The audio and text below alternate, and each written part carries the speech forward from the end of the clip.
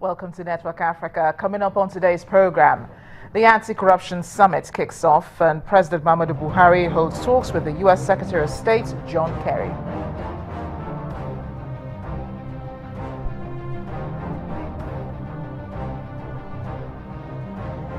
Then Uganda's President Yoweri Museveni is sworn in a fifth time.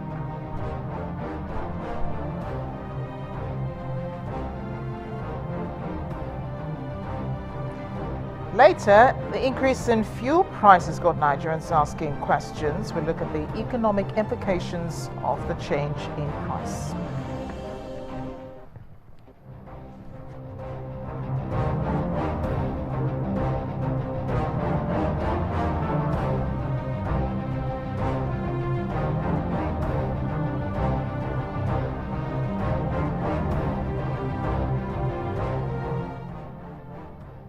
Welcome again. I am Amarachi Ubani. Many leaders and dignitaries around the world are gathering in London for the start of the two-day Anti-Corruption Summit hosted by British Prime Minister David Cameron.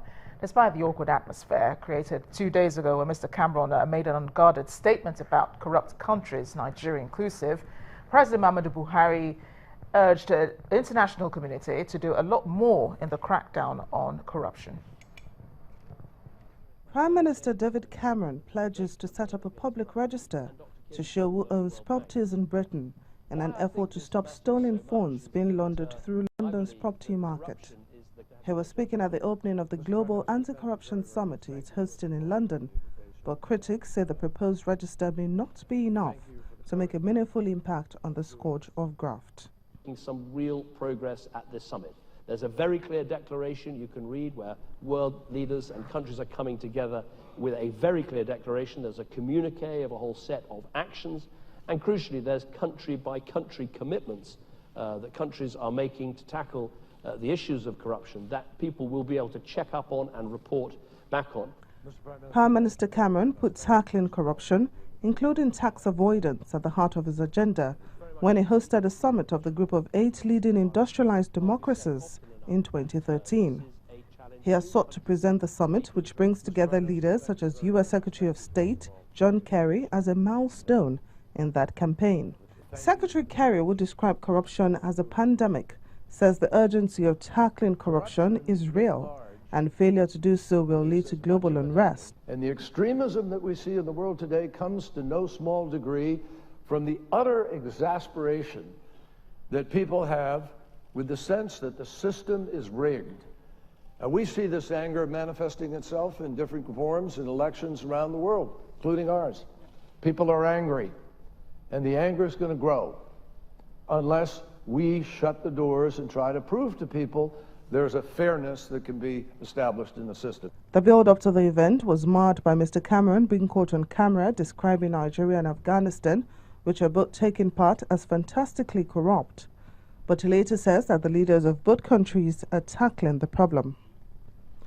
Nigerian President Muhammadu Buhari responded by saying the UK must return assets held there by corrupt Nigerians, and he proposed to set up a strategic action plan to recover such assets. The result, Nigeria is calling on this summit to create an anti-corruption infrastructure and a strategic action plan that will include the monitoring, tracing, and facilitating the recovery of stolen funds and assets hidden in secret accounts abroad.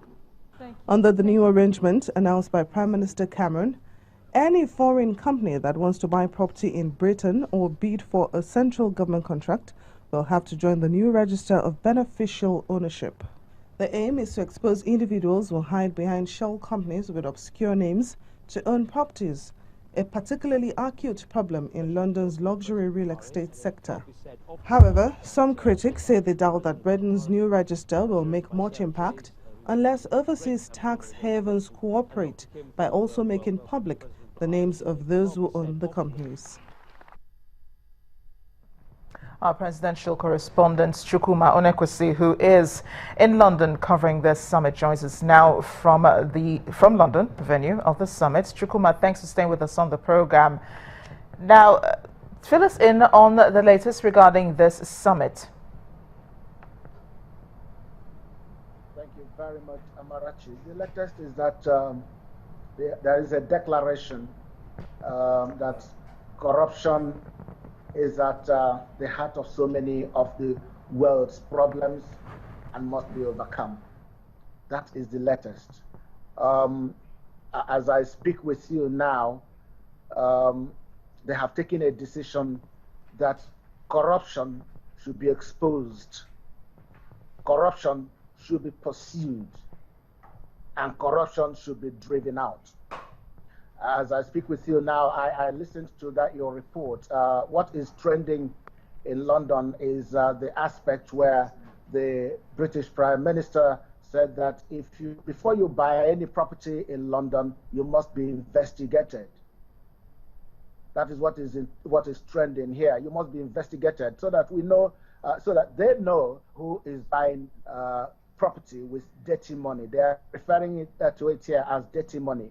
So everybody has to be very careful now before you do anything you want to do in the United Kingdom.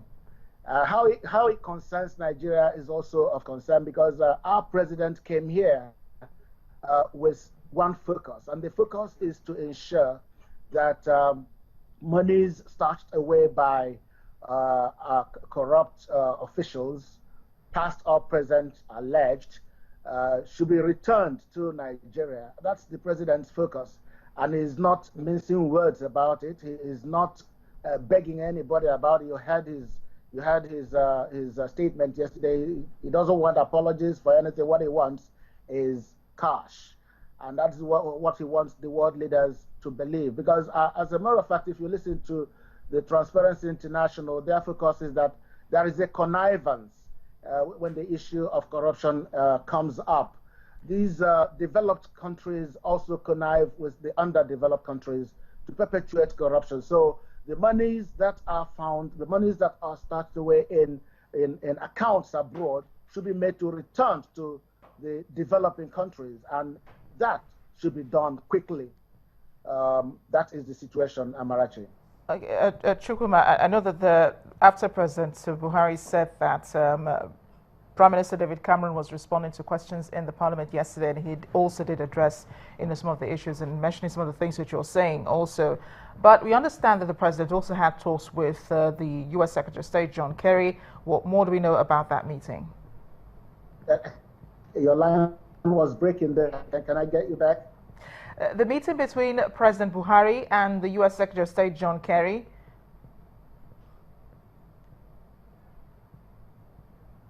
The meeting between the President and John Kerry. Yes. It's also centered on corruption because John Kerry, as a matter of fact, his own country is also involved.